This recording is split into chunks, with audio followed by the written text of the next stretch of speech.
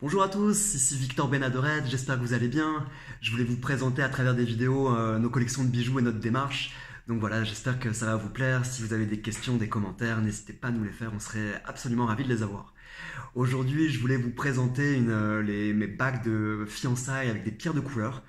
J'essaye de développer ça un maximum parce que je trouve que c'est très joli et c'est assez original.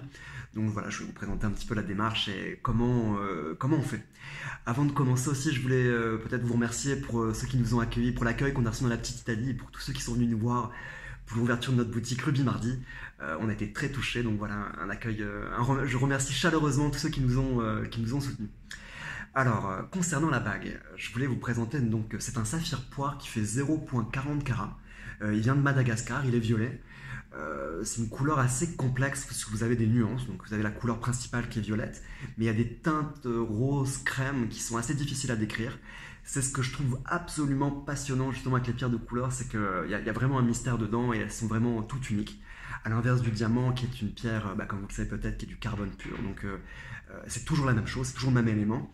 Et c'est une pierre qui est extrêmement pure et que vous prenez pour sa transparence. Donc c'est à peu près toujours la même chose. En tout cas, on va rechercher toujours la même chose, une grande pureté. Alors que sur une pierre de couleur, la recherche de l'esthétisme est beaucoup plus complexe. Vous avez la couleur, vous avez la teinte, vous avez aussi les inclusions qui peuvent être un atout, comme aussi peut-être un inconvénient. Vous regardez dans les émeraudes, par exemple, c'est des pierres qui ont beaucoup d'inclusions. Donc c'est aussi à prendre en compte. Donc je pense que c'est un peu plus complexe, mais ça fait aussi partie de la démarche de chercher une bague de fiançailles, on cherche quelque chose d'unique, et c'est définitivement l'approche qu'on aimerait avoir. Nous, tout est fait 100% à Montréal par rapport à la création de la bague.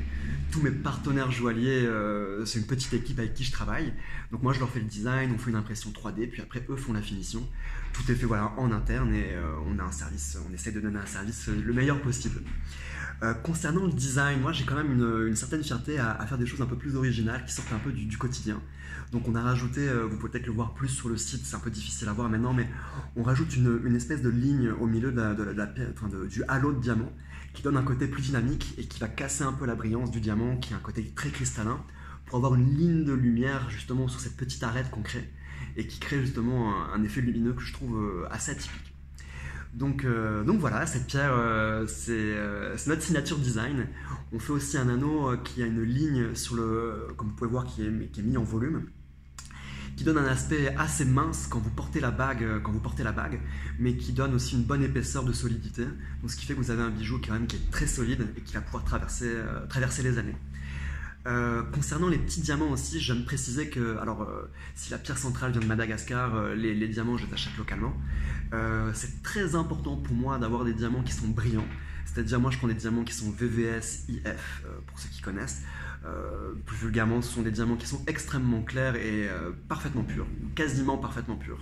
Et ça permet, j'ai beaucoup de difficultés avec les diamants qui sont gris ou qui retiennent la lumière. Je pense que ça n'a aucun intérêt de prendre des diamants de piètre qualité. Et donc chez Bena Jewelry, on fait vraiment les diamants les plus brillants qu'on puisse trouver sur le marché. Alors voilà, j'espère que ça vous a plu cette petite introduction, c'était une première. Vous pouvez trouver cette bague sur notre site internet. Je serais ravi d'avoir vos commentaires ou vos questions si vous en avez par rapport à la vidéo. Je vous souhaite une excellente journée, à bientôt.